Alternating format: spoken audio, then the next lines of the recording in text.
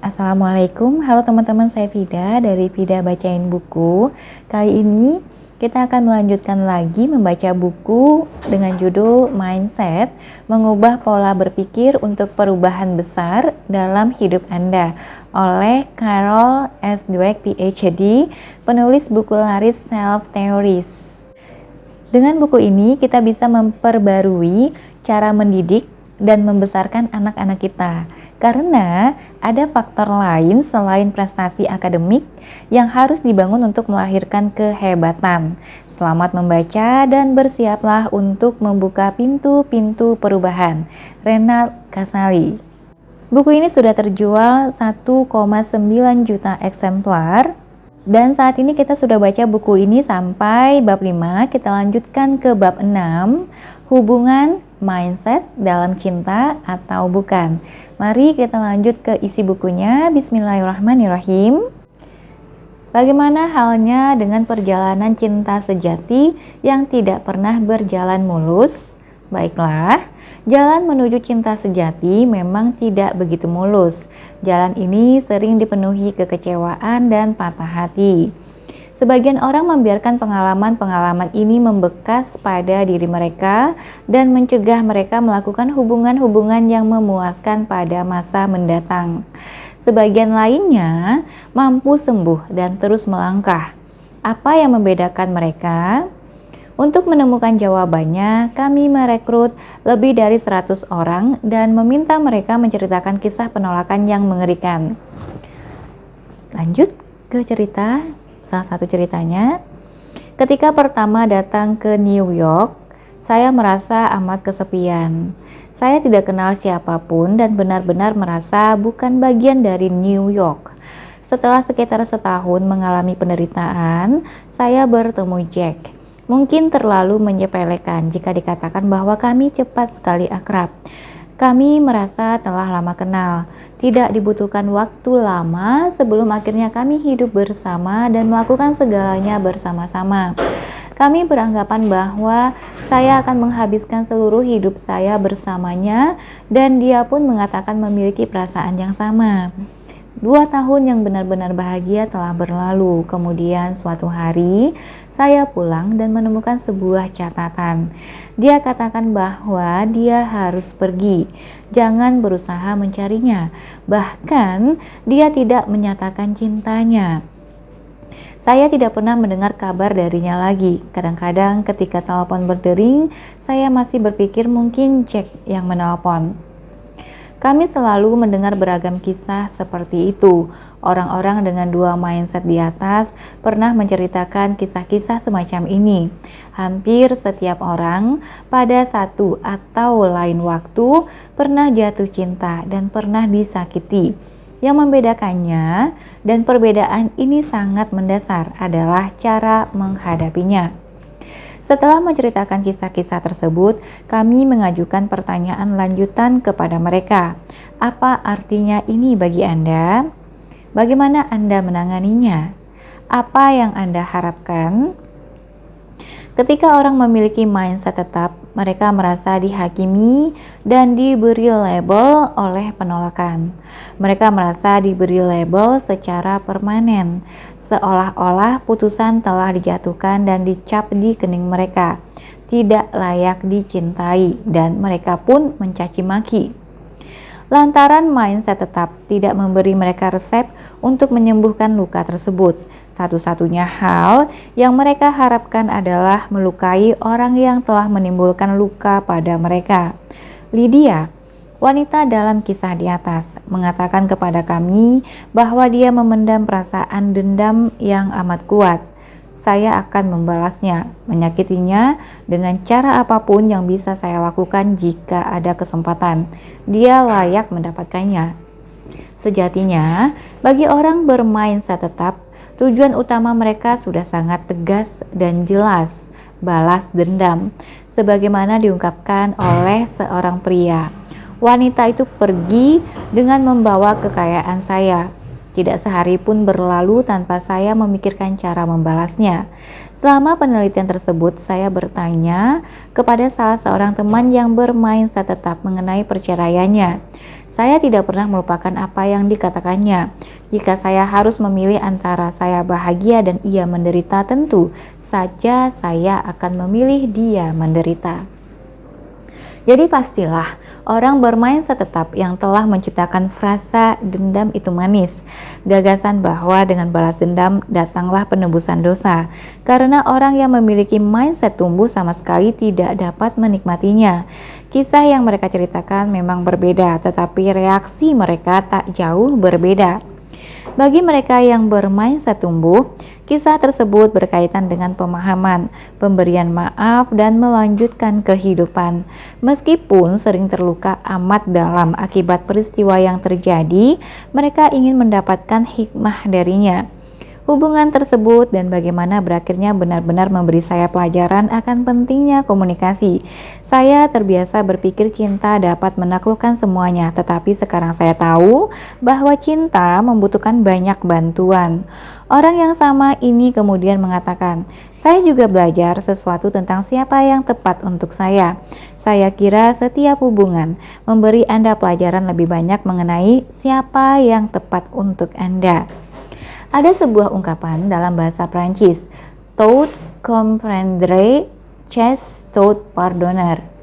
Untuk memahami semuanya berarti harus memaafkan semuanya. Tentu saja, kondisi ini masih terlalu ideal, tetapi setidaknya kalimat merupakan awal yang baik untuk memulai. Bagi orang bermindset tumbuh, tujuan utama mereka adalah pemanfaatan. Seperti dikatakan oleh seorang wanita, saya bukan orang suci, tetapi saya tahu bahwa demi kedamaian pikiran saya sendiri, saya harus memaafkan dan melupakan. Dia menyakiti saya, tetapi saya masih memiliki kehidupan yang menunggu, dan saya akan tersiksa jika harus menjalani hidup pada masa lalu. Suatu hari saya hanya mengatakan, semoga dia dan saya berhasil. Lantaran memiliki mindset tumbuh, mereka tidak merasa dicap secara permanen. Lantaran mindset ini, mereka berusaha mempelajari sesuatu yang berguna mengenai diri sendiri dan hubungan mereka. Sesuatu yang dapat mereka gunakan untuk mendapatkan pengalaman yang lebih baik ke depannya. Dan mereka tahu bagaimana cara menjalani dan mendapatkan masa depan itu. Sepupu saya, Kathy, berhasil mewujudkan mindset tumbuh. Beberapa tahun yang lalu, setelah menjalani pernikahan selama 23 tahun, suaminya pergi meninggalkannya. Kemudian, yang semakin membuatnya sakit dan terluka, dia mengalami kecelakaan sehingga kakinya cedera parah. Saat duduk sendirian di rumah pada Sabtu malam, dia berkata kepada dirinya sendiri, aku akan tersiksa jika terus-menerus duduk di sini dan menyesali diri. Mungkin frasa ini merupakan mantra bagi mindset tumbuh. Kemudian dia keluar menuju sebuah tempat dansa. Di sana dia bertemu dengan calon suaminya. Keluarga Contos telah berhasil mengeluarkan seluruh sumbatan tersebut. Nicole Contos dengan mengenakan gaun pengantin yang sangat indah datang ke gereja dengan menumpangi Rolls Royce. Pendeta sudah berada di dalam menunggu waktu untuk melaksanakan upacara pernikahan. Ratusan teman dan kerabat dari seluruh penjuru dunia telah hadir. Segalanya tampak sempurna hingga pendamping mempelai pria menghampiri Nicole dan menyampaikan berita kepadanya. Mempelai pria tidak akan datang. Dapatkah Anda bayangkan betapa kaget dan sakitnya? Karena memikirkan ratusan tamu yang hadir, keluarga tersebut melanjutkan resepsi dan makan malamnya. Setelah memberi dukungan kepada Nicole, mereka lantas menanyakan apa yang ingin Nicole lakukan. Dengan keberanian yang luar biasa, Nicole mengganti gaun pengantin dengan gaun hitam, pergi ke pesta tersebut dan menari solo bertema I Will Survive. Tarian ini tidak direncanakan sebelumnya, tetapi menjadikannya ikon keberanian dalam pers nasional pada hari berikutnya. Nicole seperti pemain football yang berlari ke arah yang salah. Inilah peristiwa yang dapat menentukan dan menghancurkannya, tetapi ini menjadi peristiwa yang membesarkannya. Sungguh menarik. Nicole bicara berulang-ulang tentang rasa sakit dan trauma lantaran dibohongi saat pernikahannya, tetapi dia tidak pernah menggunakan istilah dipermalukan. Jika dia menghakimi dirinya sendiri, merasa cacat dan tidak berguna, dipermalukan, dia pasti akan lari dan bersembunyi. Tetapi rasa sakit mampu membuatnya mendapat kasih sayang dari teman-teman serta para kerabat dan memulai proses penyembuhan. Ngomong-ngomong, apa yang terjadi dengan mempelai pria? Ternyata dia dalam perjalanan bulan madunya sendiri terbang ke Tahiti bersama istrinya. Apa yang terjadi dengan Nicole? Beberapa tahun kemudian, dengan gaun pengantin yang sama dan gereja yang sama, dia menikah dengan seorang pria hebat. Apakah dia takut? Tidak, dia mengatakan, "Saya tahu dia akan ada di sana." Bila Anda berpikir tentang bagaimana penolakan melukai dan membuat orang yang bermindset tetap jadi meradang, tidaklah mengejutkan jika anak-anak bermindset tetap adalah anak-anak yang bereaksi terhadap celaan dan gangguan dengan pikiran-pikiran balas dendam yang syarat kekerasan. Saya akan kembali membahas persoalan ini nanti. Tiap hubungan berbeda. Dalam penelitian mengenai orang-orang berbakat, Benjamin Bloom memasukkan para pianis konser, pemahat, perenang olimpiade, pemain tenis, matematikawan, dan neurolog riset. Tetapi tidak memasukkan orang-orang yang memiliki bakat dalam hubungan personal. Dia sudah merencanakannya. Lebih dari itu, ada demikian banyak profesi di mana keterampilan-keterampilan antar personal memainkan peranan kunci. Para guru, psikolog, administrator, dan diplomat. Tetapi sekeras apapun Bloom berusaha, dia tidak dapat menemukan cara yang disepakati bersama untuk mengukur kemampuan sosial. Kadang-kadang kita bahkan tidak yakin ini merupakan kemampuan ketika kita menyaksikan orang yang memiliki keterampilan antar personal menonjol, kita tidak sungguh-sungguh menganggapnya berbakat. Kita menganggapnya orang yang tenang atau menarik. Ketika menyaksikan hubungan pernikahan yang luar biasa, kita tidak mengatakan bahwa orang-orang ini adalah para pencipta hubungan yang brilian. Kita mengatakan bahwa mereka biasa-biasa saja atau mereka saling memahami. Apa artinya? Artinya, sebagai masyarakat, kita tidak memahami keterampilan berhubungan, padahal segalanya dipertaruhkan dalam hubungan antar manusia.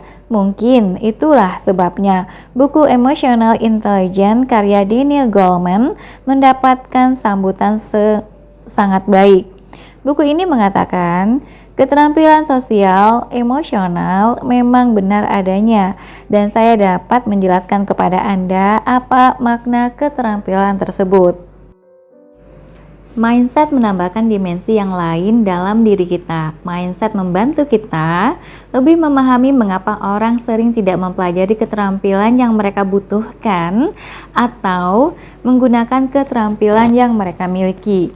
Mengapa orang begitu yakin menceburkan diri dalam hubungan-hubungan baru hanya untuk merendahkan diri mereka sendiri.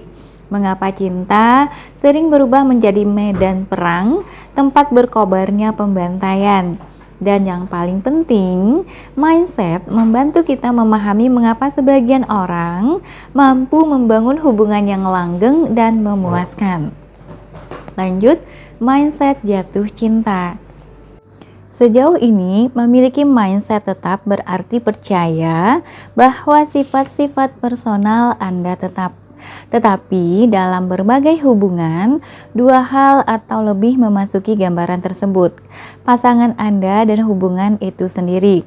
Sekarang, Anda dapat memiliki mindset tetap berkaitan dengan tiga hal. Anda dapat percaya bahwa kualitas-kualitas Anda tetap, dan kualitas-kualitas hubungan itu juga tetap. Bahwa hubungan tersebut secara inheren, baik atau buruk, ditakdirkan berhasil atau tidak. Sekarang semuanya bergantung pada penilaian. Mindset tumbuh mengatakan bahwa semua ini dapat dikembangkan. Semuanya, Anda dan pasangan Anda, serta hubungan itu sendiri, dapat berkembang dan berubah. Dalam mindset tetap, yang ideal adalah kecocokan seketika, sempurna dan abadi. Sepertinya hubungan ini sudah ditakdirkan, seperti gerakan matahari terbit, seperti mereka hidup bahagia selama-lamanya.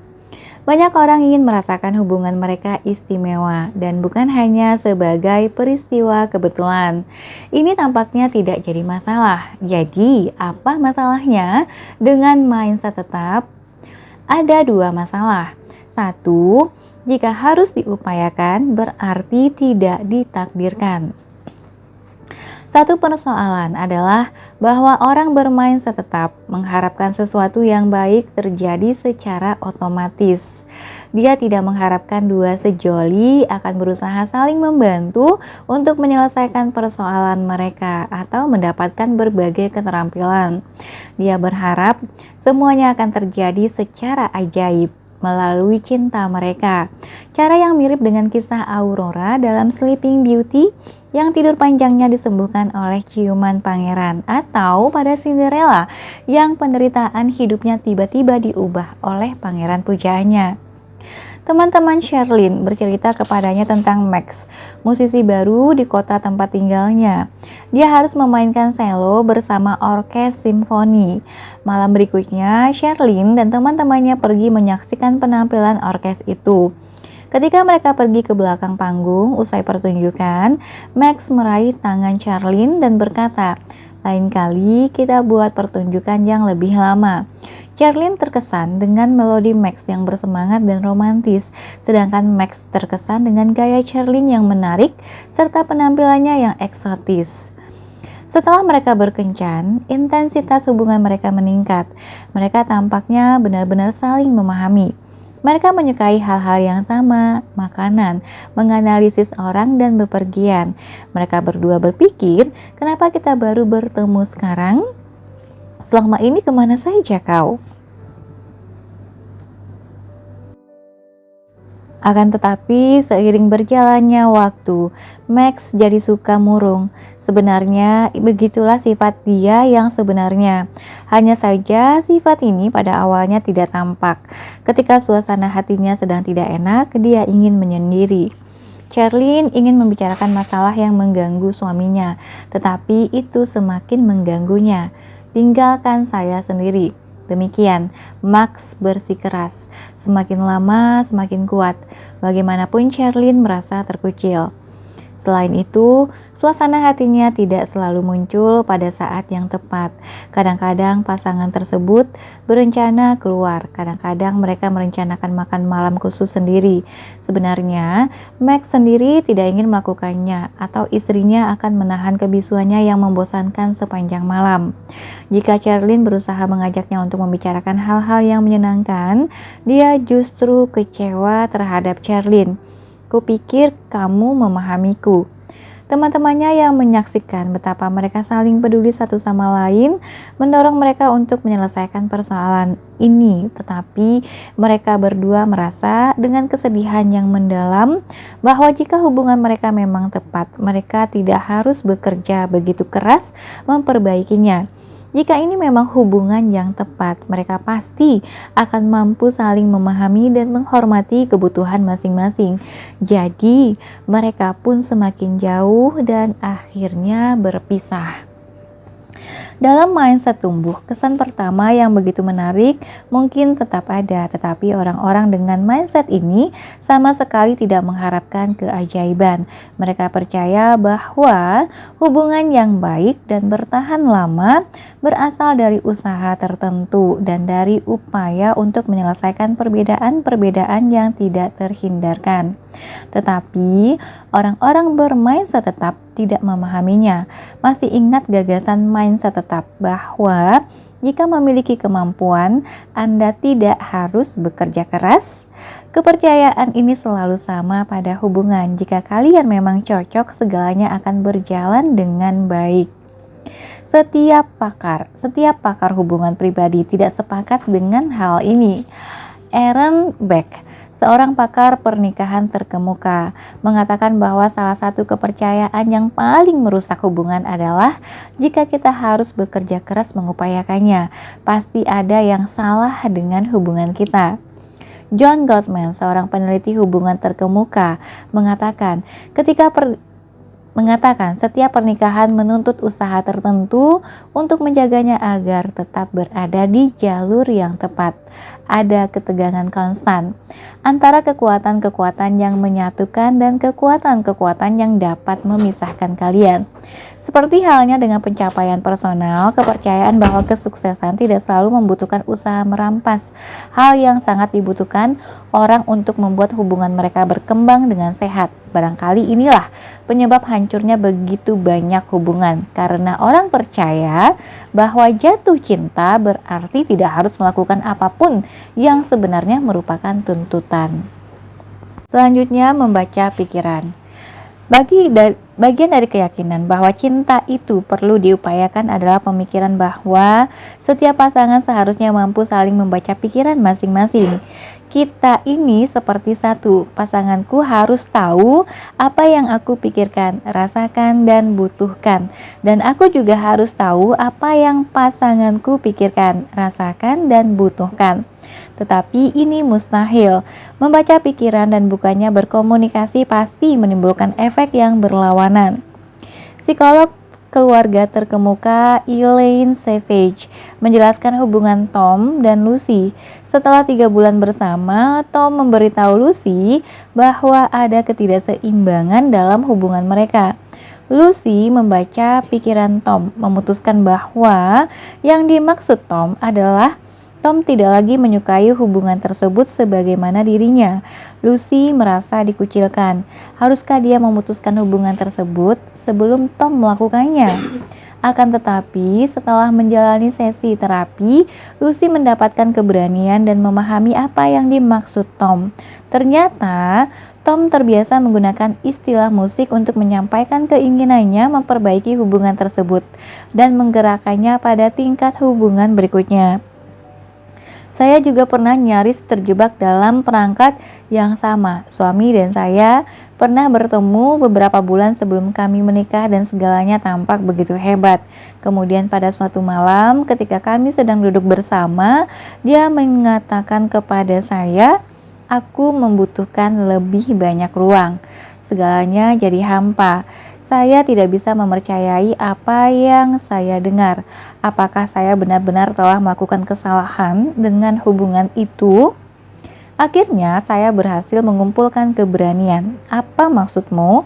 Saya bertanya. Dia menjawab, "Saya ingin kamu bergeser, jadi saya punya lebih banyak ruang." Saya senang telah bertanya. Selanjutnya, sepakat dalam segala hal. Memang aneh mempercayai soal membaca pikiran. Tetapi ini masuk akal jika Anda menyadari bahwa banyak orang bermindset tetap percaya bahwa pasangan suami istri seharusnya saling berbagi gagasan dan pendapat. Jika melakukannya, Anda tidak membutuhkan komunikasi. Anda dapat berasumsi bahwa pasangan memahami segala hal yang Anda lakukan. Raymond Nee dan para koleganya telah memiliki pasangan masing-masing dan mendiskusikan pandangan-pandangan mereka mengenai hubungan tersebut. Mereka yang memiliki mindset tetap merasa terancam dan dimusuhi setelah membicarakan ketidakcocokan kecil berkaitan dengan cara pandang mereka dan pasangannya dalam melihat hubungan tersebut. Bahkan, perselisihan kecil pun mengancam kepercayaan mereka bahwa mereka memiliki pandangan yang sama. Sungguh mustahil pasangan suami istri memiliki seluruh asumsi dan pengharapan yang sama. Yang satu mungkin berpendapat bahwa istrinya akan berhenti bekerja dan mendapat dukungan. Yang lain berpendapat bahwa dia, istrinya, akan menjadi pencari nafkah yang sejajar. Yang satu mungkin berpendapat bahwa mereka akan memiliki rumah di pinggir kota. Sementara yang lain berpendapat bahwa mereka akan memiliki tempat tinggal bohemian dan indah. Michael dan Robin baru saja menyelesaikan kuliah dan akan segera menikah. Michael adalah tipe orang yang menyukai tempat tinggal bohemian dan indah. Dia membayangkan bahwa setelah menikah, mereka akan menikmati kehidupan bersama di Greenwich Village yang baru dan modern.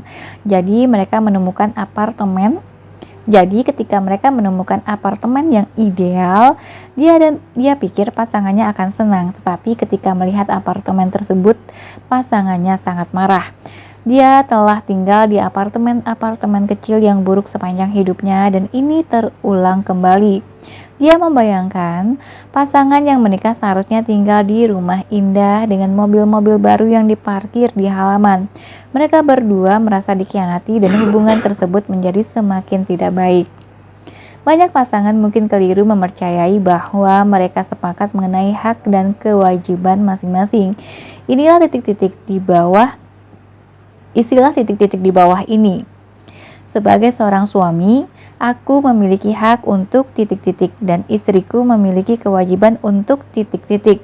Sebagai seorang istri, aku memiliki hak untuk titik-titik dan suamiku memiliki kewajiban untuk titik-titik. Tidak banyak hal yang dapat membuat pasangan sangat marah daripada jika hak-hak mereka dilanggar, dan tak banyak hal yang membuat pasangan lebih marah daripada ketika orang lain merasa berhak atas sesuatu yang menurut Anda tidak pantas bagi mereka. John Gottman mengungkapkan, saya telah mewawancarai beberapa pria yang baru saja menikah. Dengan bangga mereka mengatakan, saya tidak akan mencuci piring, tidak akan pernah. Itu pekerjaan wanita. 2 tahun kemudian, para pria yang sama tadi bertanya kepada saya, mengapa saya dan istri tidak lagi melakukan hubungan seksual? Sekarang, pasangan tertentu mungkin sepakat mengenai peran-peran tradisional, itu terserah mereka, tetapi hal ini tidak sama dengan menganggapnya sebagai pemberian hak. Ketika Janet, seorang analis keuangan, dan Phil, seorang agen real estate, bertemu, Phil baru saja membeli sebuah apartemen baru dan berpikir bahwa dia akan mengadakan sebuah pesta selamatan memasuki rumah baru, sebuah acara makan malam untuk teman-temannya. Ketika Janet mengatakan, mari kita lakukan, dia merasa tergetar. Janet memberi penekanan pada kita. Bagaimanapun, karena dia adalah juru masak dan penyelenggara pesta yang lebih berpengalaman, dia melakukan sebagian besar persiapan dan dia melakukannya dengan senang hati. Dia bahagia melihat betapa gembiranya Phil mengadakan acara ini. Persoalan mulai muncul setelah para tamu datang.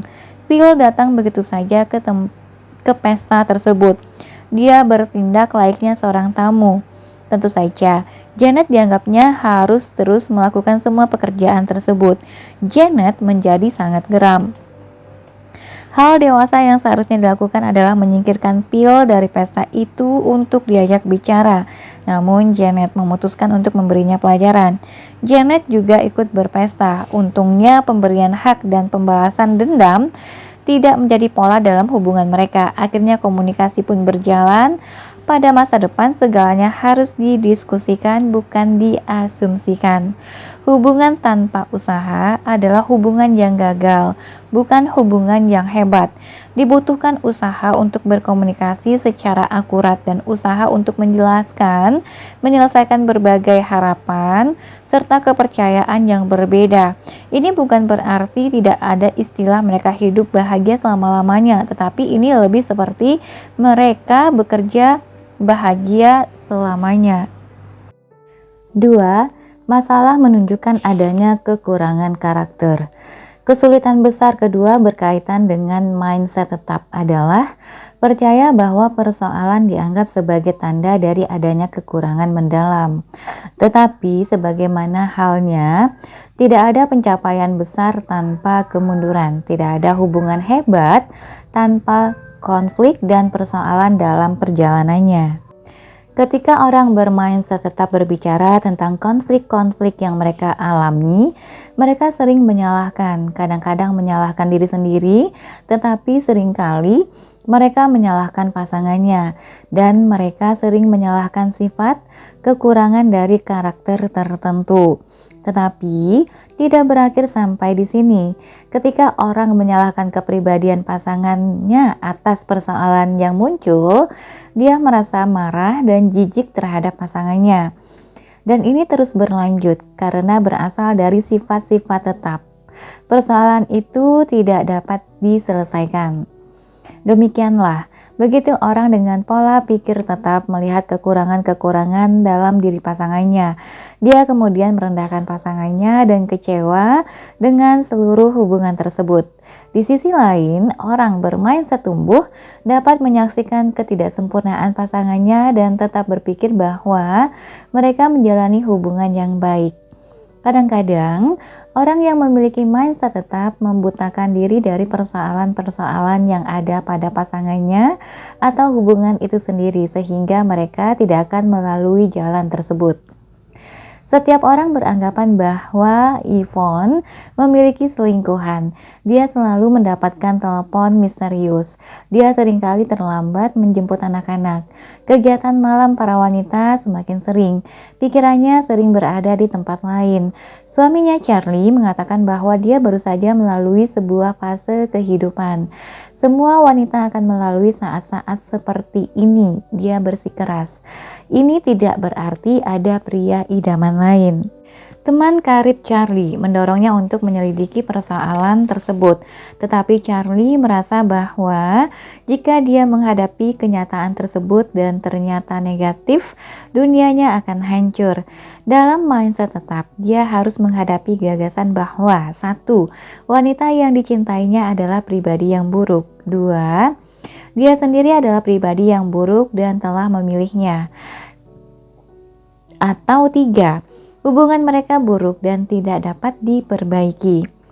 Dia tidak dapat menangani persoalan-persoalan tersebut, sama sekali tidak terpikirkan olehnya bahwa persoalan-persoalan tersebut dapat diselesaikan, bahwa pasangannya telah mengirim pesan yang sangat ingin didengar oleh Charlie.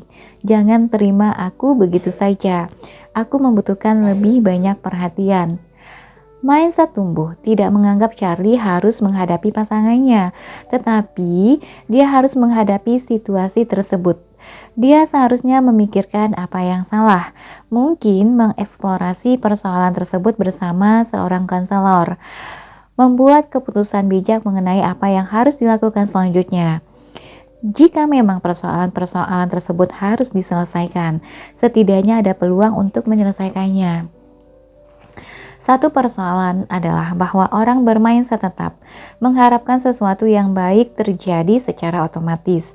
Dia tidak mengharapkan dua sejoli akan berusaha saling membantu untuk menyelesaikan persoalan mereka atau mendapatkan berbagai keterampilan. Dalam mindset tumbuh, kesan pertama yang begitu menarik mungkin tetap ada, tetapi orang-orang dengan mindset ini sama sekali tidak mengharapkan keajaiban. Mereka percaya bahwa hubungan yang baik dan bertahan lama berasal dari usaha tertentu dan dari upaya untuk menyelesaikan perbedaan-perbedaan yang tidak terhindarkan. Selanjutnya, setiap orang adalah pecundang. Teman-teman Penelope duduk-duduk di rumah sambil mengeluhkan bahwa mereka tidak menemukan pria yang baik. Sebaliknya, Penelope selalu mendapatkan pria yang baik. Setiap saat, dia akan menemukan pria hebat yang langsung bertekuk lutut. Dialah satu-satunya, ungkapnya pada teman-temannya ketika dia mulai membaca majalah pernikahan. Mereka mempercayai Penelope karena pria yang diceritakannya adalah pria yang senantiasa dipuja banyak perempuan. Tetapi kemudian sesuatu terjadi.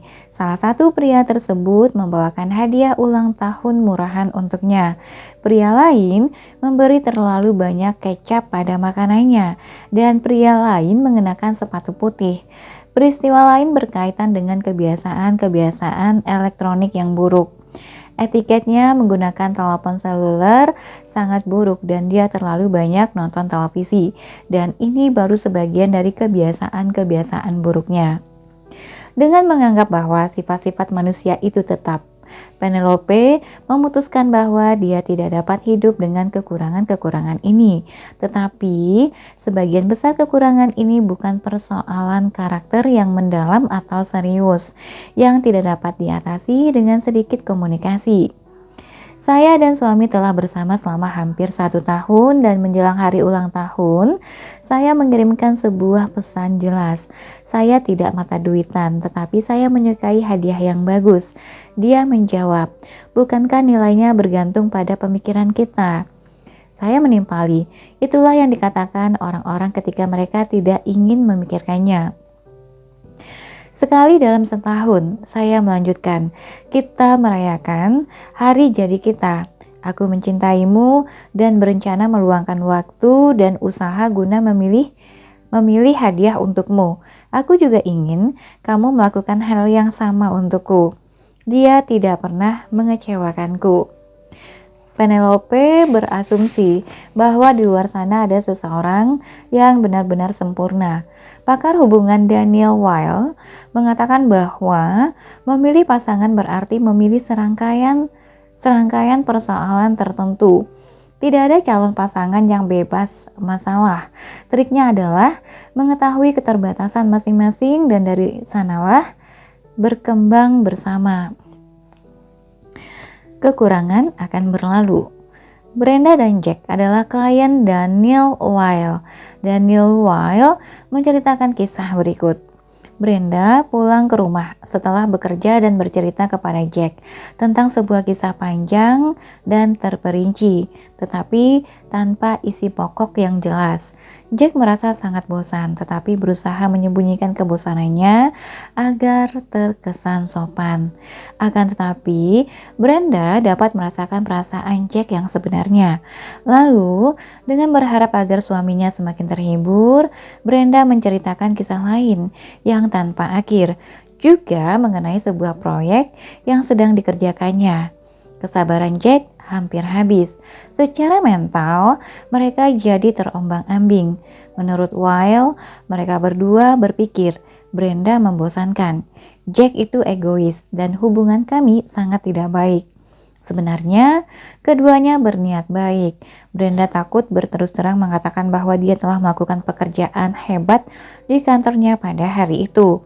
Dia tidak ingin menyombongkan diri, jadi dia justru membicarakan proyeknya secara terperinci hingga hal-hal kecil.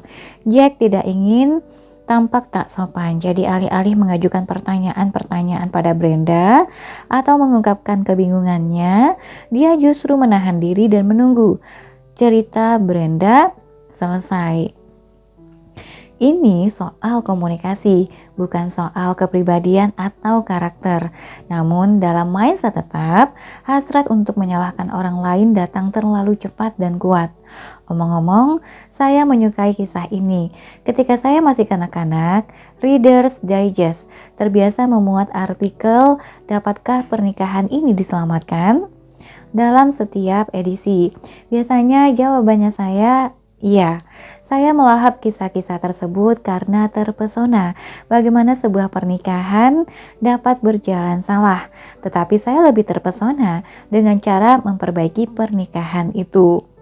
Kisah tentang Ted dan Karen yang diceritakan oleh Aaron Beck adalah sebuah kisah tentang bagaimana dua orang bermindset tetap berubah dari orang yang memiliki sifat-sifat serba baik menjadi orang yang memiliki sifat-sifat serba buruk dalam pandangan masing-masing. Ketika Ted dan Karen bertemu, mereka saling tertarik karena perbedaan-perbedaannya. Karen memancarkan spontanitas dan keceriaan. Ted, seorang lelaki serius dengan beban dunia di pundaknya, merasa bahwa kehadiran Karen yang periang telah mengubah hidupnya. Semua yang dikatakan dan dilakukannya sangat menarik, ungkapnya berlebihan. Selain itu, Ted merepresentasikan seorang figur ayah gigih yang tak pernah Karen miliki. Dia benar-benar jenis lelaki tenang dan bisa diandalkan yang dapat memberinya rasa aman. Tetapi beberapa tahun kemudian, Ted memandang Karen sebagai orang sombong yang tak bertanggung jawab. Ia tidak pernah melakukan segala hal secara sungguh-sungguh. Aku tidak dapat mengandalkannya, dan Karen memandang Ted sebagai seorang tiran yang senang menghakimi, yang selalu menghalangi langkahnya.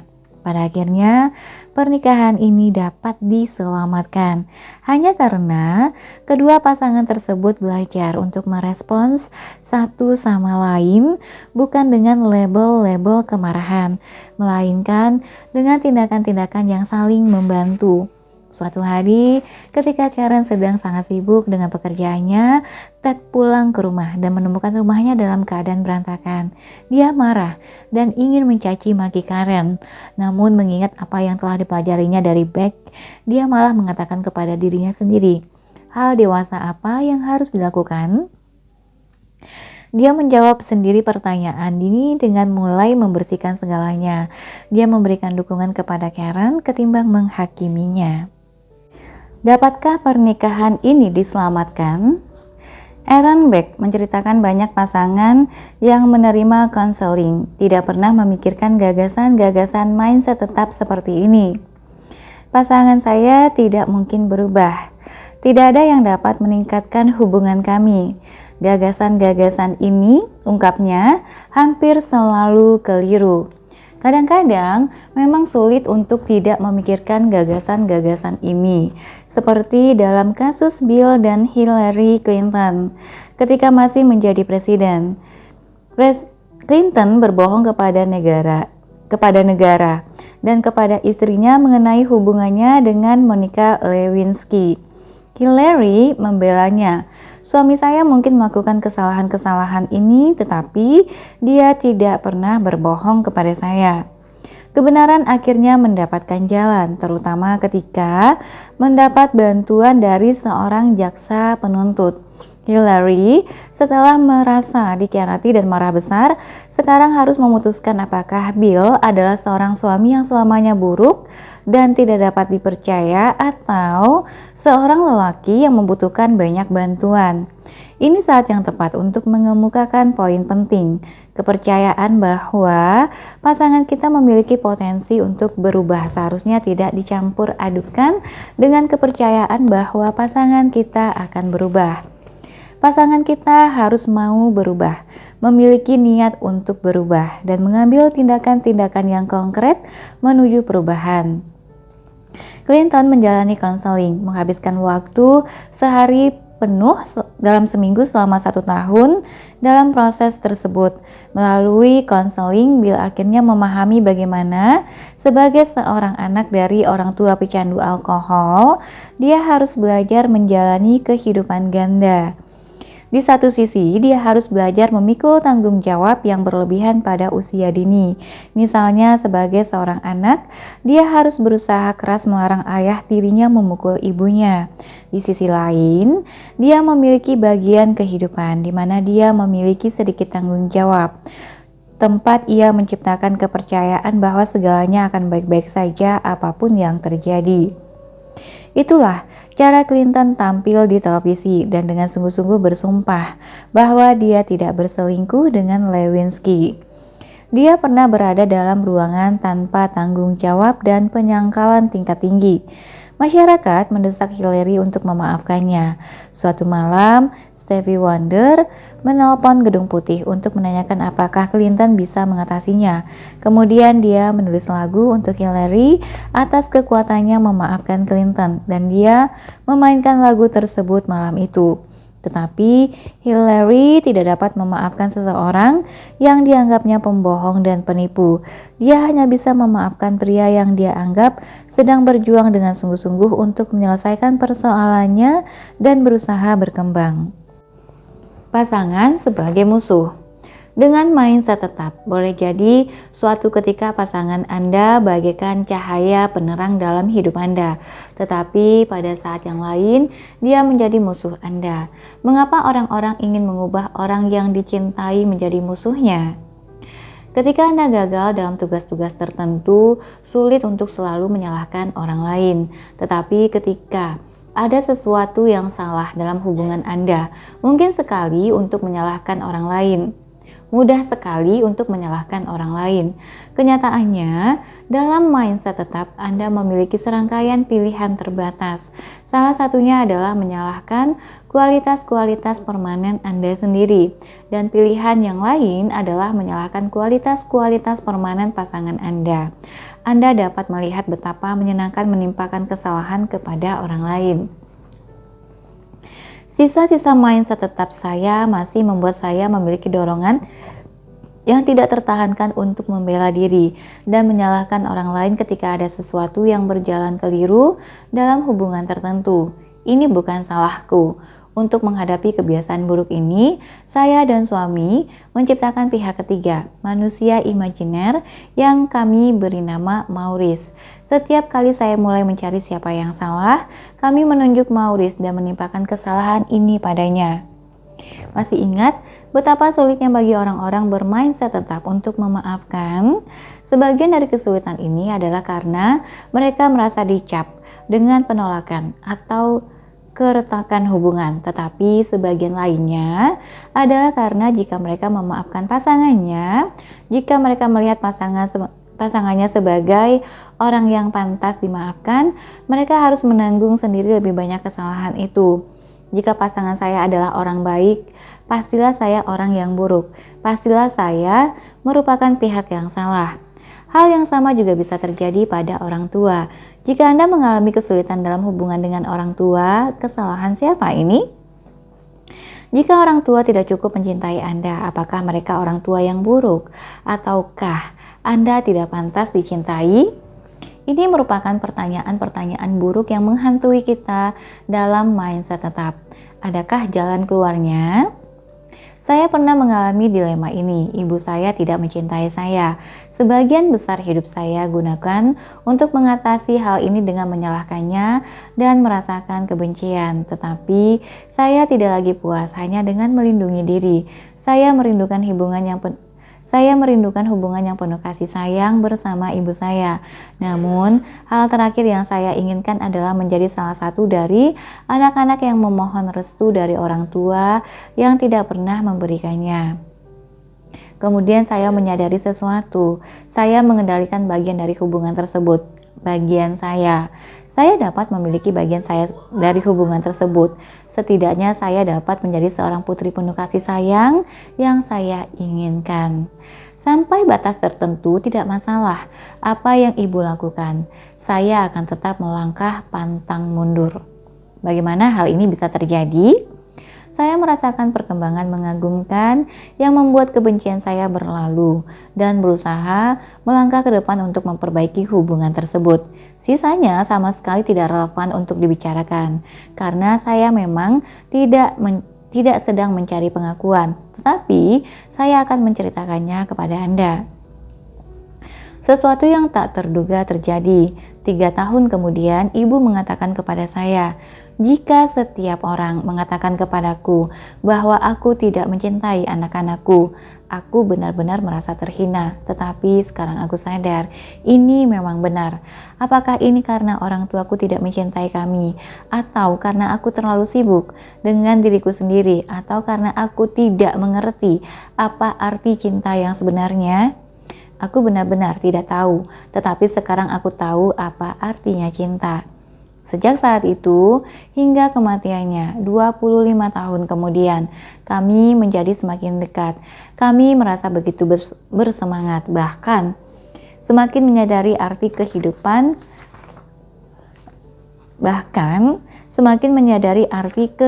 masing-masing dalam hidup kami. Suatu ketika beberapa tahun lalu setelah dia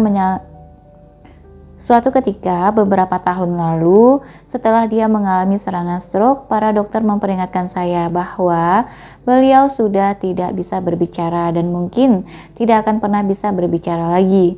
Saya berjalan memasuki kamar. Beliau menatap saya dan mengatakan, "Carol, aku suka pakaianmu." Apa yang membuat saya mengambil langkah awal tersebut untuk memilih perkembangan dan mengambil risiko penolakan? Dalam mindset tetap, saya perlu menyalahkan orang lain dan kebencian. Ini membuat saya merasa lebih baik. Ini membuat saya merasa lebih bijak. kuat, dan tegar. Dan bukan berpikir bahwa sayalah yang bersalah. Mindset tumbuh memungkinkan saya menyingkirkan kebiasaan menyalahkan orang lain tersebut dan terus berjalan ke depan. Mindset tumbuh telah mengembalikan ibu saya.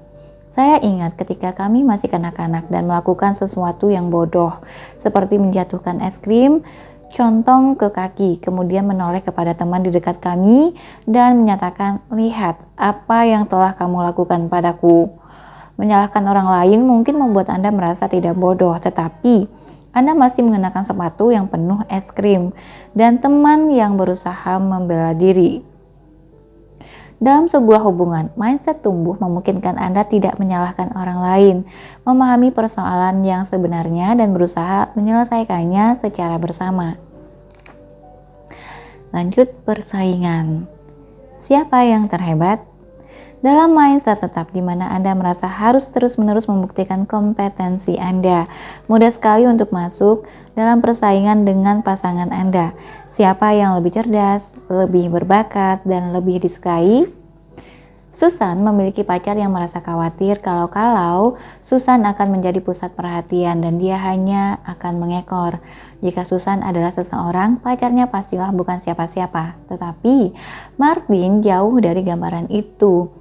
Dia orang yang sangat sukses, bahkan dipuja-puja di bidangnya. Dia juga tampan dan disukai banyak orang. Demikianlah, pada awalnya Susan tidak mengindahkan segala hal tersebut. Kemudian mereka menghadiri konferensi bersama. Mereka tiba secara terpisah dan ketika check-in, Susan berbicara dengan staf hotel yang ramah di lobi. Malam itu ketika pasangan tersebut berjalan melalui lobi, seluruh staf menyambut Susan dengan hangat. Martin menggerutu. Berikutnya mereka menumpang taksi ke acara makan malam. Menjelang akhir perjalanan, sopir taksi mulai memuji-muji Susan. Sebaiknya Anda mempertahankannya. Ya Tuan, wanita itu orang baik. Martin mengernyitkan dahinya. Seluruh akhir pekan tersebut terus berlanjut dalam irama ketegangan. Pada saat mereka kembali ke rumah setelah konferensi tersebut, hubungan mereka menjadi sangat tegang. Martin bukanlah pesaing yang aktif. Dia tidak berusaha menyalahkan Susan. Dia hanya meratapi ketenaran Susan yang tampaknya lebih besar. Tetapi sebagian pasangan berani berlaga dalam persaingan tersebut. Cynthia, seorang ilmuwan, sangat mengagumkan hampir dalam segala hal yang dilakukannya. Begitu mengagumkan sehingga membuat para pasangannya, baca suaminya, merasa tidak berguna. Hal tersebut mungkin tidak jadi masalah jika dia tidak selalu memasuki wilayah pasangannya. Cynthia pernah menikah dengan seorang aktor, kemudian mulai menulis drama dan berakting bersama mereka dengan hebat. Dia mengatakan bahwa dia hanya ingin mencoba berbagai kehidupan dan minat bersama pasangannya, tetapi kegemaran paruh waktunya lebih bersinar daripada karir pasangannya. Pasangannya merasa dia harus lari dari hubungan tersebut untuk menemukan dirinya kembali. Berikutnya, Cynthia menikah dengan seorang musisi yang juga seorang koki hebat. Dan dalam waktu yang tidak terlalu lama, dia berhasil duduk di Menara Gading dan menciptakan resep-resep yang luar biasa. Sekali lagi, suaminya yang merasa tertekan akhirnya kabur. Cynthia tidak menyisakan ruang bagi pasangannya untuk menemukan identitas mereka sendiri. Dia harus menyamai atau mengungguli setiap keterampilan yang mereka miliki. Ada banyak cara yang baik untuk mendukung pasangan kita atau menunjukkan perhatian terhadap kehidupan mereka, tetapi persaingan bukanlah salah satunya. Berkembang dalam berbagai hubungan. Ketika orang memulai sebuah hubungan, mereka menghadapi pasangan yang berbeda dengan diri mereka, dan mereka belum tahu cara menghadapi perbedaan-perbedaan tersebut. Dalam hubungan yang baik, orang mengembangkan keterampilan-keterampilan ini, dan ketika melakukannya, keduanya berkembang, dan hubungan pun semakin mendalam. Tetapi untuk bisa demikian, orang perlu merasa bahwa mereka berada di pihak yang sama. Laura memang beruntung, ia suka memuji diri dan defensif. Dia terbiasa berteriak dan mencibir, tetapi James sendiri tidak pernah memikirkannya secara sungguh-sungguh dan selalu merasa bahwa Laura selalu ada saat dia membutuhkannya. Demikianlah ketika Laura mencaci maki, James menenangkannya dan membuatnya mau membicarakan segala hal bersamanya. Seiring berjalannya waktu, Laura belajar meninggalkan kebiasaannya berteriak dan mencibir. Ketika atmosfer kepercayaan berkembang, mereka menjadi sangat tertarik pada perkembangan satu sama lain. James sedang membangun sebuah perusahaan dan Laura menghabiskan waktu berjam-jam untuk mendiskusikan rencana-rencana James dan sebagian persoalan yang dihadapinya. Laura selalu bercita-cita untuk menulis buku anak-anak. James membantunya menuangkan gagasan-gagasannya dan menulis draft awal. James mendorongnya untuk menghubungi seseorang yang mereka kenal sebagai ilustrator. Dalam konteks hubungan ini, masing-masing membantu yang lain untuk melakukan hal-hal yang mereka ingin lakukan dan menjadi pribadi yang mereka inginkan. Belum lama ini, saya berbicara dengan seorang teman mengenai pandangan orang tentang pengasuhan anak, bahwa setiap orang tua melakukan dengan cara yang sedikit berbeda. Dalam menjelaskan pandangan ini, dia menyamakannya dengan hubungan pernikahan. Mengasuh anak itu seperti suami istri dalam pernikahan. Masing-masing memasuki hubungan dalam kepribadian yang sudah terbentuk dan kamu jangan berharap dapat memengaruhi pasangan. Oh tidak, jawab saya. Bagiku, makna sebenarnya dari sebuah pernikahan adalah mendukung perkembangan pasangan Anda dan membuat mereka mendukung perkembangan Anda. Dengan hal tersebut, saya tidak bermaksud mengatakan hal semacam ini sebagai My Fair Lady, di mana Anda mengupayakan perubahan ekstrim pada pasangan, tetapi kemudian pasangan Anda merasa tidak cukup baik sebagai diri mereka sendiri. Maksud saya, pasangan yang membantu dalam hubungan tersebut untuk mencapai tujuan-tujuan mereka dan memenuhi potensi mereka sendiri. Inilah yang disebut aksi mindset tumbuh. Selanjutnya, persahabatan. Persahabatan seperti halnya hubungan berpasangan merupakan wahana kita memiliki peluang untuk meningkatkan perkembangan satu sama lain dan mengakui perbedaan masing-masing. Sesama sahabat dapat saling memberi kearifan dan keberanian untuk membuat keputusan-keputusan yang meningkatkan perkembangan, dan sesama sahabat dapat saling meyakinkan kembali akan kualitas-kualitas mereka yang baik. Meskipun memuji sifat-sifat tertentu mengandung bahaya tersendiri, ada saat-saat ketika kita membutuhkan keyakinan kembali mengenai diri kita. Tolong katakan bahwa aku bukan orang yang buruk hanya karena aku putus dengan pacarku, atau tolong katakan bahwa aku bukan orang bodoh meskipun aku gagal dalam ujian. Sejatinya kejadian-kejadian ini memberi kita kesempatan untuk memberi dukungan dan menyampaikan pesan perkembangan. Kamu telah melakukan segalanya untuk mempertahankan hubungan tersebut selama 3 tahun, meskipun ia tidak melakukan apapun untuk meningkatkannya. Saya pikir tindakanmu ini tepat. Atau apa yang terjadi dengan ujian itu? Apakah kamu memahami materinya? Apakah kamu sudah cukup belajar? Apakah menurutmu kamu membutuhkan seorang tutor? Mari bicarakan hal ini. Tetapi sebagaimana dalam setiap hubungan, kebutuhan orang untuk membuktikan diri dapat mencondongkan keseimbangan ke arah yang keliru. Sherry Levy pernah melakukan penelitian yang tidak membahas tentang persahabatan, tetapi memiliki poin penting dan relevan dengan pembahasan ini. Levy mengukur harga diri para remaja laki-laki, kemudian menanyakan kepada mereka tentang seberapa besar kepercayaan mereka terhadap stereotip negatif mengenai para gadis. Misalnya, seberapa besar mereka percaya bahwa gadis-gadis memiliki kemampuan matematika yang buruk, atau bahwa gadis-gadis lebih tidak rasional dibandingkan dengan anak laki-laki. Kemudian Levy mengukur harga diri mereka kembali. Anak laki-laki yang percaya pada mindset tetap menunjukkan kenaikan harga diri ketika mereka mengabsahkan stereotip tersebut, menganggap bahwa gadis-gadis lebih bodoh dan lebih tidak mampu berpikir secara serius, membuat mereka merasa diri mereka lebih baik. Anak-anak bermain setumbuh kemungkinan tidak sepakat dengan stereotip-stereotip tersebut, tetapi meskipun mereka mempercayainya, ini tidak akan membuat ego mereka semakin besar. Mentalitas semacam ini dapat mengganggu persahabatan. Gagasannya adalah, semakin rendah kamu, aku merasa semakin baik. Suatu hari, saya berbicara kepada seorang teman yang bijak dan terhormat. Saya bingung, mengapa dia bisa tahan dengan perilaku sebagian teman-temannya. Sebenarnya saya lebih bingung mengapa dia memiliki teman-teman semacam ini. Salah seorang temannya sering bertindak secara tidak bertanggung jawab. Temannya yang lain menggoda suaminya tanpa rasa malu. Jawabannya adalah bahwa setiap orang memiliki kelebihan dan kekurangannya sendiri-sendiri. Dan sungguh, jika Anda hanya mencari orang-orang yang sempurna, lingkungan pergaulan Anda akan semakin sempit. Akan tetapi, ada satu hal yang membuat saya tidak tahan. Orang-orang yang membuatnya merasa buruk dengan dirinya. Kita semua mengenal orang-orang semacam ini. Mereka mungkin cerdas, menarik, dan menyenangkan. Tetapi setelah bersama mereka, Anda merasa minder. Anda mungkin bertanya, apakah aku hanya merugikan diri sendiri? Tetapi yang sering terjadi justru mereka berusaha mengembangkan diri dengan menegakkan superioritas mereka dan inferioritas Anda. Ini dapat terjadi dengan secara aktif merendahkan Anda, atau dapat terjadi karena cara mereka yang tidak semestinya dalam memperlakukan Anda.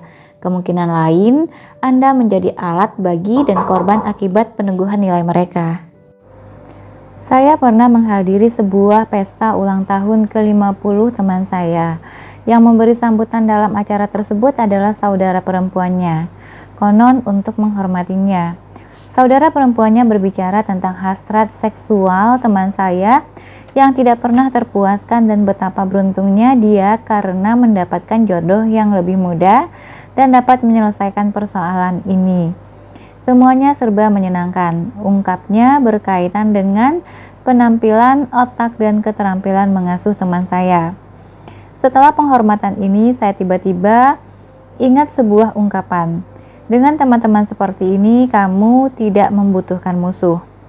Sulit untuk menyadari kapan teman-teman Anda sebenarnya tidak menginginkan Anda. Suatu malam, saya bermimpi jelas sekali.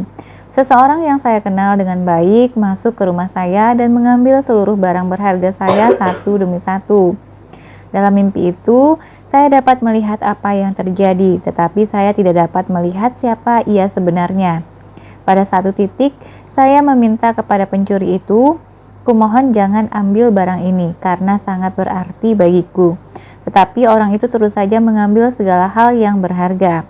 Pagi berikutnya, saya menyadari siapa dia sebenarnya dan apa arti mimpi ini. Selama setahun terakhir, seorang teman dekat saya selalu meminta saya membantu pekerjaannya. Saya pun bersedia.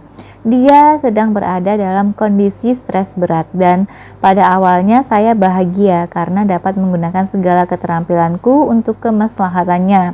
Tetapi pekerjaan ini tanpa akhir, tanpa timbal balik, dan pada puncaknya dia menghukum saya karena pekerjaan ini. Jangan mengira kamu sudah dapat melakukannya dengan baik. Kamu dapat membantuku memperbaiki pekerjaanku, tetapi tidak bisa sekreatif ini. Dia perlu merendahkan saya sedemikian rupa sehingga dia tidak merasa sebagai orang yang rendah. Mimpi saya mengatakan, inilah saatnya untuk menentukan batas. Saya khawatir bahwa dalam mindset tetap, saya juga menjadi pihak yang salah. Saya pikir, saya tidak merendahkan seseorang, tetapi ketika Anda membutuhkan pengakuan, Anda memanfaatkan orang lain untuk mendapatkannya. Suatu saat, ketika saya masih menjadi mahasiswa pasca sarjana, saya menumpang kereta api menuju New York dan duduk di sebelah seorang pebisnis yang sangat menyenangkan. Kami mengobrol dengan menyenangkan selama 1,5 jam perjalanan, tetapi akhirnya dia mengatakan kepada saya, "Terima kasih telah menceritakan diri Anda kepada saya. Ini benar-benar mengejutkan saya." Dia adalah seorang yang berhasil mewujudkan mimpi, tampan, cerdas, dan sukses. Dan karena itulah saya memanfaatkannya. Saya sama sekali tidak menunjukkan perhatian kepadanya sebagai pribadi, hanya menganggapnya sebagai cermin dari kehebatan saya. Untunglah, cermin yang dia tunjukkan kepada saya merupakan pelajaran yang jauh lebih berharga. Pepatah mengatakan bahwa Anda akan tahu siapa teman sejati saat Anda membutuhkannya, dan tentu saja pepatah ini sangat bermanfaat. Siapa yang selalu berada di samping Anda dalam kesulitan? Akan tetapi, kadang-kadang pertanyaan yang bahkan lebih sulit adalah siapa yang bisa Anda mintai bantuan ketika hal-hal baik terjadi? Ketika Anda menemukan pasangan yang luar biasa, ketika Anda mendapatkan tawaran kerja atau promosi yang hebat, ketika anak Anda berperilaku baik, siapa yang akan senang mendengarnya?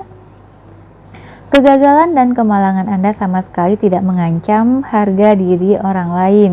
Pribadi yang bijak mudah bersimpati terhadap mereka yang membutuhkan. Namun, aset dan kesuksesan Anda justru menjadi masalah bagi orang-orang yang mendapatkan harga diri mereka dari perasaan superior.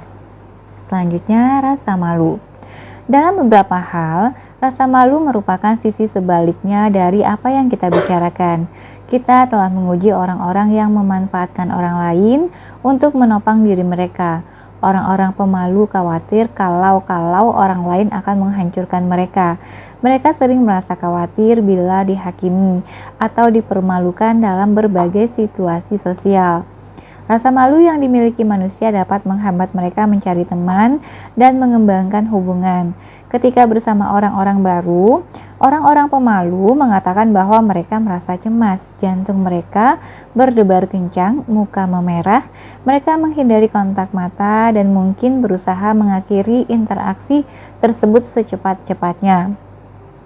Di balik semua itu, orang-orang pemalu mungkin saja mengagumkan dan menarik, tetapi mereka sering tidak mampu menunjukkannya kepada orang yang baru dikenal, dan mereka mengetahuinya. Apa yang diajarkan mindset kepada kita tentang rasa malu? Jennifer Beer telah meneliti ratusan orang untuk menemukan jawabannya.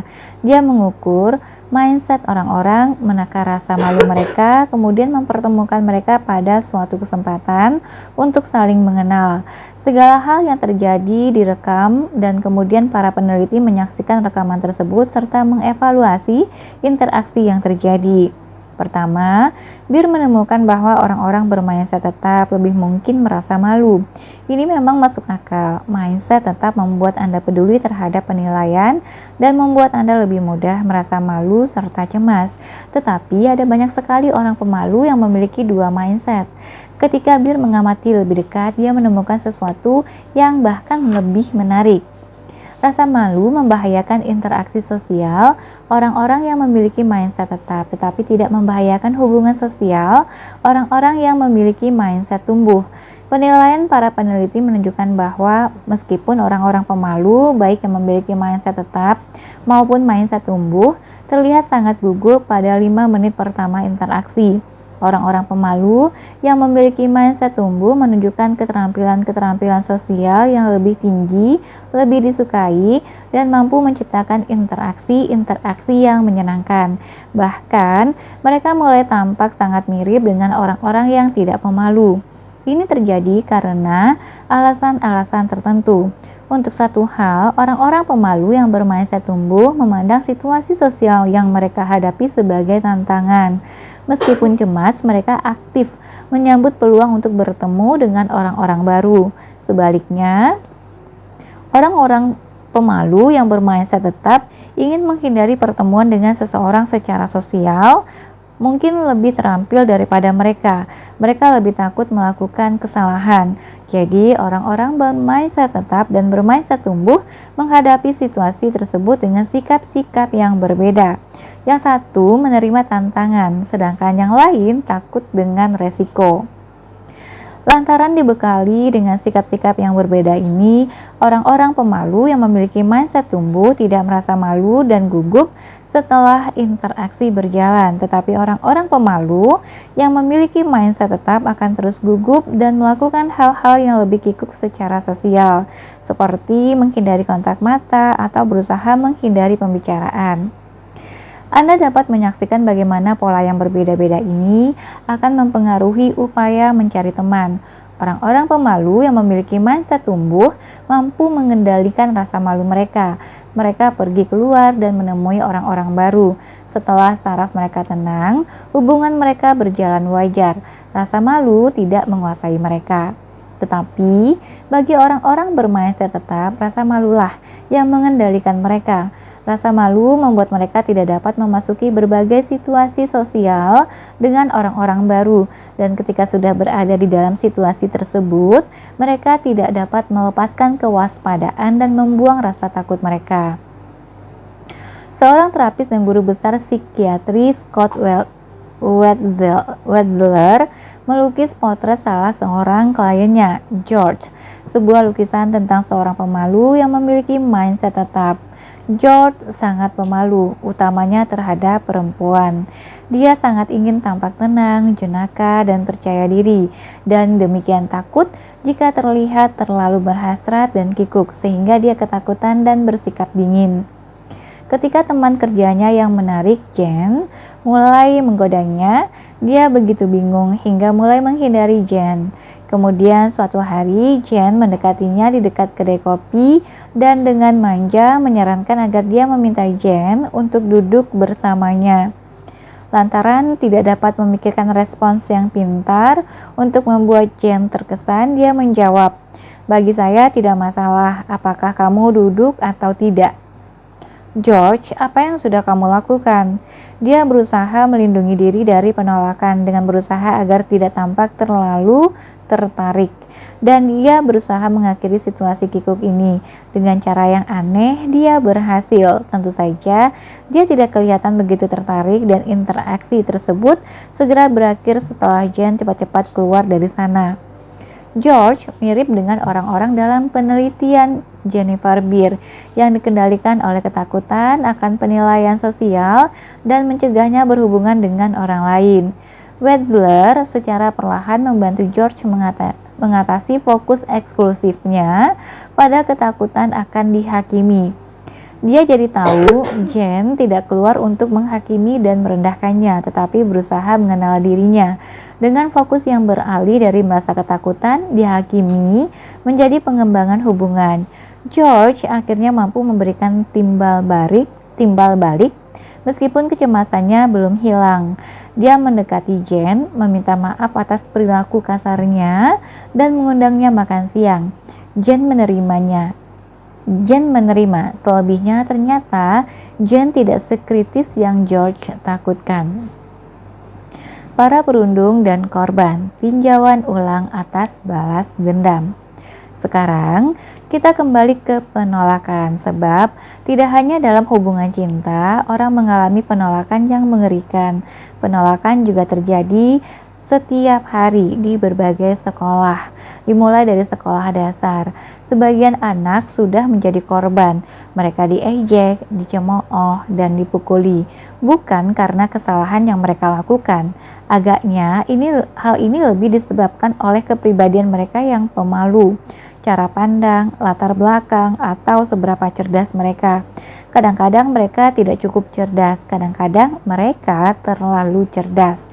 Ini dapat menjadi kejadian sehari-hari yang membuat kehidupan menjadi mimpi buruk dan mengantarkan depresi serta kemarahan selama bertahun-tahun.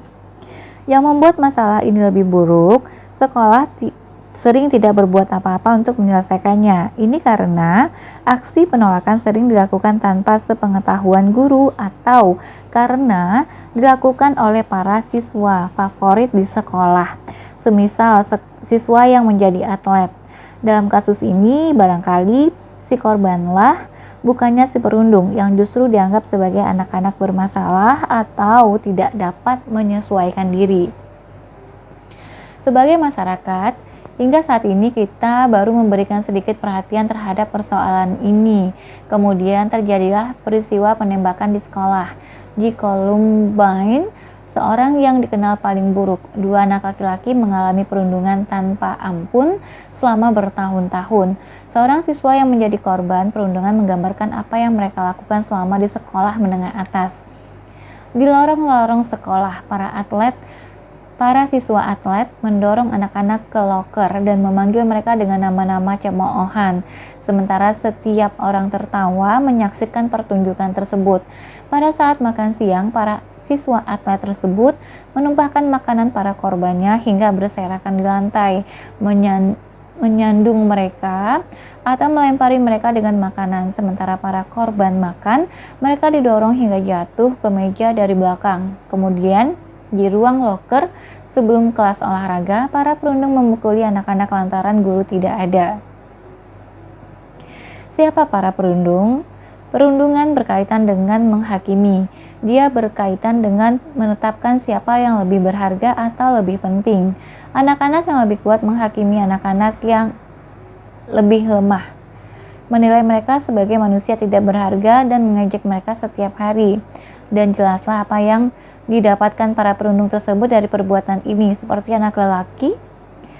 anak-anak lelaki dalam penelitian Sheryl Levy, mereka mendapatkan peningkatan harga diri.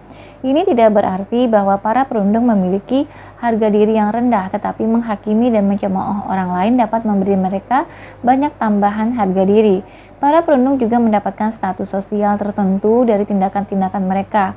Orang lain mungkin menghormati dan menilai mereka keren, kuat, atau menyenangkan, atau mungkin takut kepada mereka. Dengan cara begitu, mereka meningkatkan kedudukan. Terdapat porsi besar pemikiran mindset tetap dalam diri perundung tersebut, sebagian orang superior dan sebagian lainnya inferior. Dan para perundung itu menganggap diri mereka sebagai hakim. Eric Harris, salah seorang penembak Columbine, adalah sasaran yang sempurna. Dia memiliki kelainan bentuk dada, pendek, lemah dalam bidang komputer, dan pendatang, bukan dari Colorado. Mereka menghakiminya tanpa ampun. Para korban dan balas dendam.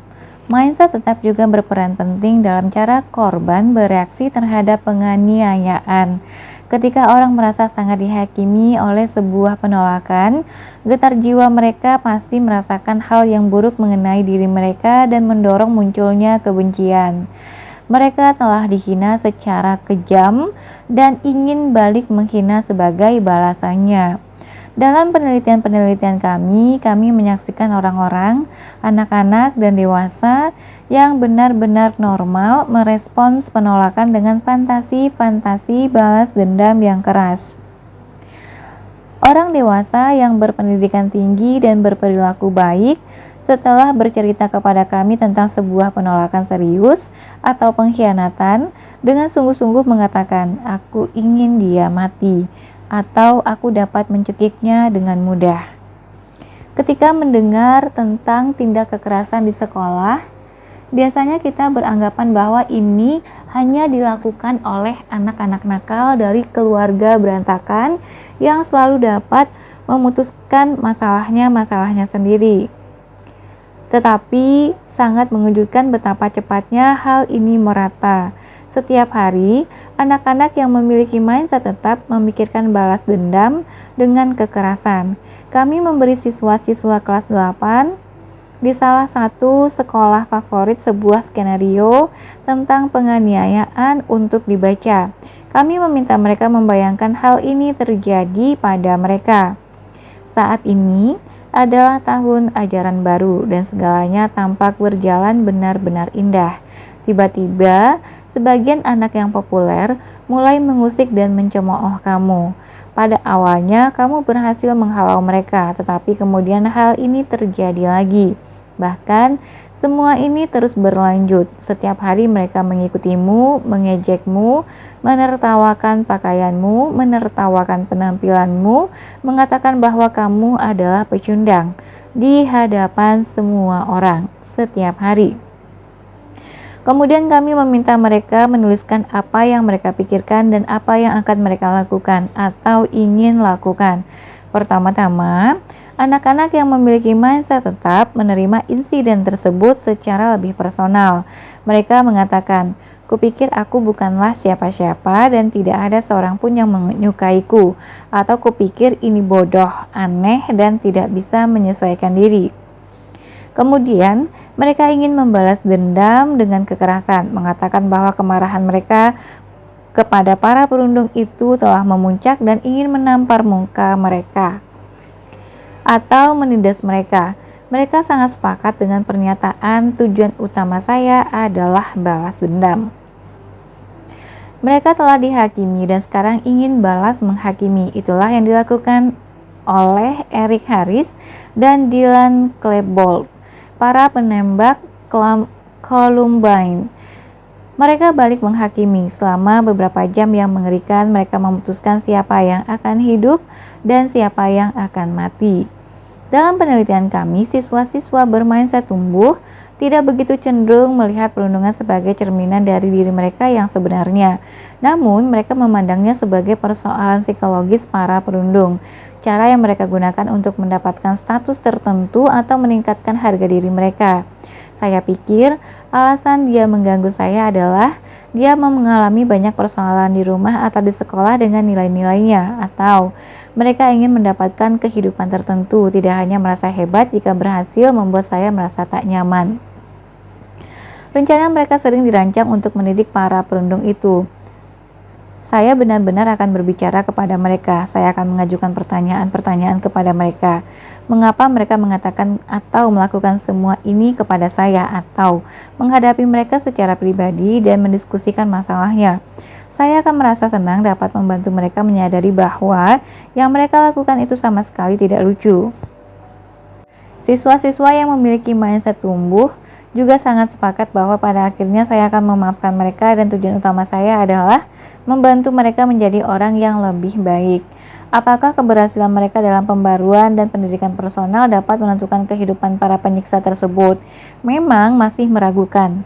Akan tetapi, semua ini tentu merupakan langkah awal yang lebih konstruktif daripada menindas mereka. Brooks Brown, seorang teman sekelas Eric Harris dan Dylan Klebold, selalu dianiaya sejak kelas 3. Dia sangat menderita tetapi tidak berusaha melakukan balas dendam. Dia menolak mindset tetap dan hak manusia untuk menghakimi orang lain, seperti dalam ungkapan, "Aku ini pemain football, jadi aku lebih baik daripada kamu," atau "Aku ini pemain basket, orang-orang bodoh seperti kamu tidak sebanding denganku." Lebih dari itu, dia secara aktif menganut mindset tumbuh. Dalam ungkapannya sendiri, dia mengatakan, manusia sungguh-sungguh memiliki potensi untuk berubah, bahkan mungkin termasuk Eric Harris, pemimpin regu tembak yang lebih merasa tertekan dan bersikap bermusuhan.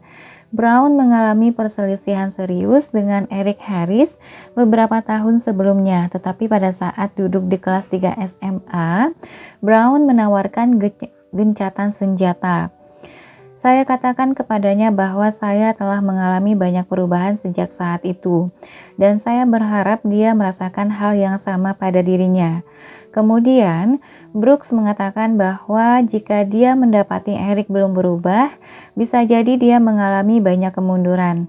Bagaimanapun, jika dia memang telah berkembang, mengapa kita tidak memberinya kesempatan untuk membuktikannya? Brooks belum menyerah. Dia tetap ingin mengubah orang lain.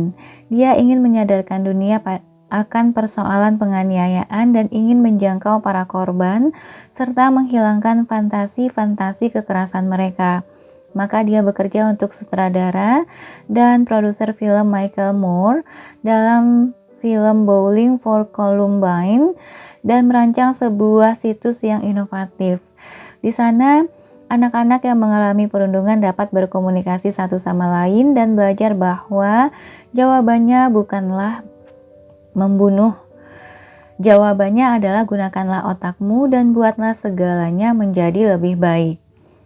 Brooks seperti halnya saya tidak memandang para atlet tembak sebagai orang-orang yang dunianya terpisah dari orang lain. Teman Brooks, Dylan Klebold, katanya sebelumnya adalah anak normal dari rumah tangga baik-baik dengan orang tua yang sangat menyayangi dan peduli dengannya. Kenyataannya dia memperingatkan, kita hanya duduk tenang dan menyebut para penembak itu sebagai monster-monster sakit yang sama sekali berbeda dengan kita. Atau kita dapat menerima bahwa ada lebih banyak Eric dan Dylan di luar sana yang secara perlahan menempuh jalan yang sama. Meskipun pada awalnya para korban tidak memiliki mindset tetap, perundungan yang berlangsung lama dapat membangkitkan mindset tersebut secara perlahan, terutama jika orang lain hanya berpangku tangan dan tidak melakukan apa-apa atau bahkan ikut merundungnya. Para korban mengatakan bahwa ketika mereka dihina atau direndahkan dan tidak ada seorang pun yang datang membela, mereka mulai percaya bahwa mereka pantas mendapatkannya. Mereka mulai menghakimi diri sendiri dan menganggap mereka benar-benar inferior. Para perundung memang menghakimi, kemudian para korban menerimanya. Kadang-kadang perasaan ini tetap terpendam hingga dapat mengarah pada depresi serta bunuh diri. Kadang-kadang meledak menjadi kekerasan. Apa yang dapat dilakukan? Anak-anak pada umumnya tidak dapat menghentikan perundung sendirian, terutama ketika para perundung menarik sekelompok pendukung. Tetapi sekolah dapat melakukannya dengan mengubah mindset sekolah. Budaya sekolah sering mendukung atau setidaknya menerima mindset tetap. Sekolah menerima bahwa sebagian anak memang superior dibandingkan dengan yang lain dan berhak menyakiti anak lain. Sekolah juga menganggap sebagian anak pasti tidak dapat menyesuaikan diri dan tidak dapat berbuat banyak untuk menolong mereka. Tetapi, sebagian sekolah telah menciptakan reduksi dramatis atas penganiayaan dengan memerangi atmosfer perundungan serta menciptakan atmosfer kolaborasi dan peningkatan diri. Stan Davis, seorang terapis, konselor sekolah, dan konsultan, telah mengembangkan program anti penyiksaan yang berhasil. Berdasarkan karya Dan Olweus, seorang peneliti Norwegia, program Davis berusaha membantu para penganiaya untuk berubah, mendukung para korban, dan memberdayakan orang-orang terdekat untuk membantu korban. Dalam beberapa tahun, penganiayaan fisik di sekolahnya turun 93% dan olok-olokan turun 53%. Darla, murid kelas 3, mengalami kelebihan berat badan, kikuk, dan cengeng seperti bayi. Dia menjadi sasaran utama perundungan sehingga separuh murid di kelas merundungnya, memukulnya, dan memanggilnya dengan nama ejekan setiap hari. Perbuatan ini mendapatkan persetujuan dari setiap anak. Beberapa tahun kemudian, berkat program Davis, perundungan itu berhenti. Darla telah mempelajari keterampilan sosial yang lebih baik, bahkan berhasil mendapatkan banyak teman. Kemudian Darla melanjutkan ke sekolah menengah dan setelah 1 tahun kembali untuk melaporkan apa yang terjadi. Teman-teman sekelasnya dari sekolah dasar telah memahami dirinya. Mereka membantunya mencari teman dan melindunginya dari teman-teman baru yang ingin mengganggunya. Davis juga telah berhasil mengubah perundungan. Kenyataannya, sebagian dari anak-anak yang mendukung perundungan pada Darla di sekolah menengah adalah anak-anak yang telah merundungnya di sekolah sebelumnya. Yang dilakukan Davis adalah sebagai berikut. Pertama, sembari menegakkan disiplin secara konsisten, ia tidak menilai perundungan sebagai masalah pribadi. Tidak ada kritik yang ditujukan untuk sifat-sifat tertentu, namun dia membuat mereka merasa disukai dan diterima dengan baik di sekolah setiap hari. Kemudian, dia memuji setiap langkah yang sesuai dengan arahannya. Tetapi lagi-lagi dia tidak memuji pribadi mereka. Dia memuji usaha mereka. Saya perhatikan kamu sudah berhenti berkelahi. Hal itu mengungkapkan kepada saya bahwa kamu telah bekerja keras untuk berteman dengan orang banyak. Anda dapat memahami bahwa Davis secara langsung mengarahkan para siswa menuju mindset tumbuh. Dia membantu mereka memandang tindakan-tindakan mereka sebagai bagian dari usaha meningkatkan diri. Meskipun perubahan tersebut pada awalnya terjadi secara tidak sengaja di pihak para perundung, sekarang mungkin mereka berusaha melakukannya secara sengaja. Stan Davis telah memasukkan karya kami mengenai pujian, kritik, dan mindset ke dalam programnya dan ternyata berhasil. Inilah sepucuk surat yang saya terima dari Davis. Yang terhormat Dr. Dweck, penelitian Anda secara radikal telah mengubah cara saya bekerja dengan anak-anak. Saya sekarang sudah menyaksikan hasil-hasil positif dari penggunaan bahasa yang berbeda untuk memberikan umpan balik kepada anak-anak muda. Tahun berikutnya, seluruh sekolah kami memulai inisiatif untuk membangun motivasi siswa atas dasar umpan balik berkembang. Hormat saya, Stan Davis. Seorang psikolog anak terkemuka, Haim Ginott, juga menunjukkan bagaimana para guru dapat mengarahkan para perundung untuk menjauhi penghakiman, judgment, dan menuju perbaikan serta kasih sayang. Di bawah ini adalah surat dari seorang guru kepada seorang perundung berusia 8 tahun di kelasnya. Perhatikanlah bahwa dia tidak menganggap anak tersebut sebagai pribadi yang buruk dan dia menunjukkan penghormatan dengan merujuk pada kepemimpinan anak tersebut dengan menggunakan kata-kata hebat dan dengan meminta nasihatnya. J yang ibu sayangi. Ibunda Andi bercerita kepada ibu bahwa anaknya dibuat sangat tidak bahagia tahun ini. Penyebutan nama yang tidak semestinya dan pengucilan telah membuatnya sedih dan kesepian. Ibu merasa prihatin dengan situasi itu. Pengalamanmu sebagai pemimpin di kelas menjadikanmu orang yang tepat untuk ibu mintai nasihat. Ibu menghargai kemampuanmu bersimpati kepada mereka yang menderita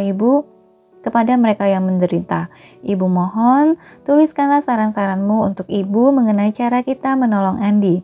Salam, gurumu. Dalam sebuah artikel di New York Times mengenai penganiayaan, Eric Harris dan Dylan Klebold disebut sebagai dua remaja yang mengalami gangguan penyesuaian diri.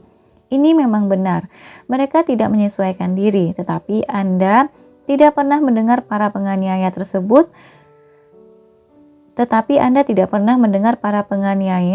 disebut sebagai orang-orang yang tak bisa menyesuaikan diri, karena mereka bukan orang semacam ini.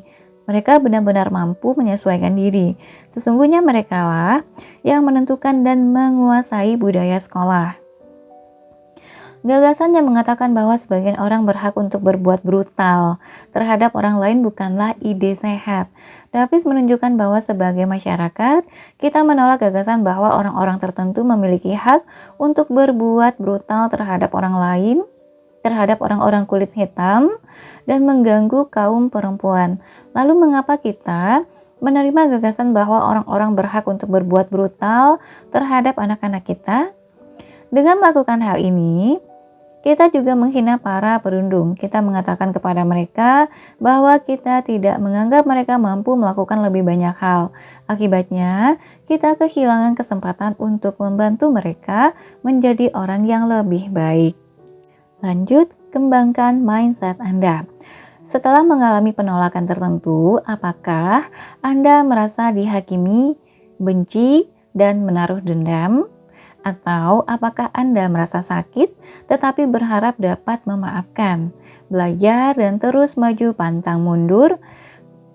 Pikirkan tentang penolakan paling pahit yang pernah Anda alami. Rasakan kembali seluruh perasaan tersebut dan perhatikan apakah Anda dapat memandangnya dari mindset tumbuh. Apa yang Anda pelajari darinya? Apakah hal ini mengajari sesuatu menyangkut apa yang Anda inginkan dan tidak inginkan dalam hidup? Apakah hal ini mengajari Anda hal positif yang berguna dalam hubungan-hubungan Anda selanjutnya? Dapatkah Anda memaafkan orang tersebut dan berharap mereka menjadi baik? Dapatkah Anda menghilangkan kebencian? Gambarlah hubungan cinta Anda yang ideal. Apakah hubungan itu melibatkan kecocokan yang sempurna, tanpa ketidaksepakatan, tanpa kompromi, tanpa kerja keras? Pikirkan kembali. Dalam setiap hubungan pasti muncul berbagai persoalan. Berusahalah untuk melihat persoalan-persoalan tersebut dari mindset tumbuh. Berbagai persoalan tersebut dapat menjadi sarana untuk mengembangkan pemahaman dan kedekatan yang lebih baik. Izinkan pasangan Anda mengungkapkan perbedaan-perbedaannya, dengarkan dengan penuh perhatian, dan diskusikan perbedaan-perbedaan tersebut dengan tenang dan penuh kepedulian. Anda mungkin akan terkejut dengan kedekatan yang diciptakannya. Apakah Anda seorang yang suka menyalahkan orang lain seperti saya? Menyandarkan segala hal pada pasangan bukanlah hal yang baik bagi hubungan Anda. Ciptakanlah Mauris Anda sendiri, bukannya menyalahkan pasangan Anda. Lampauilah pemikiran tentang kesalahan dan menyalahkan orang lain selama ini. Anggaplah saya juga sedang berusaha melakukannya. Apakah Anda malu? Kalau demikian, Anda benar-benar perlu memiliki mindset tumbuh. Meskipun tidak menghilangkan rasa malu, mindset ini akan membantu agar rasa malu tersebut tidak menghancurkan interaksi sosial yang Anda lakukan. Bila suatu saat Anda memasuki situasi sosial tertentu, pikirkan tentang hal ini, bahwa keterampilan sosial dapat ditingkatkan dan interaksi sosial dapat dipelajari dan dinikmati, bukan dihakimi. Teruslah berusaha mempraktikkan hal ini. Oke teman-teman, sampai di sini dulu untuk bab 6 dari buku Mindset ini. Nanti kita akan ketemu lagi dengan bab berikutnya, yaitu bab 7, orang tua, guru, dan pelatih. Dari mana datangnya mindset? Oke, sampai jumpa teman-teman. Terima kasih atas waktunya dan sudah mendengarkan sampai akhir. Sampai jumpa. Assalamualaikum warahmatullahi wabarakatuh.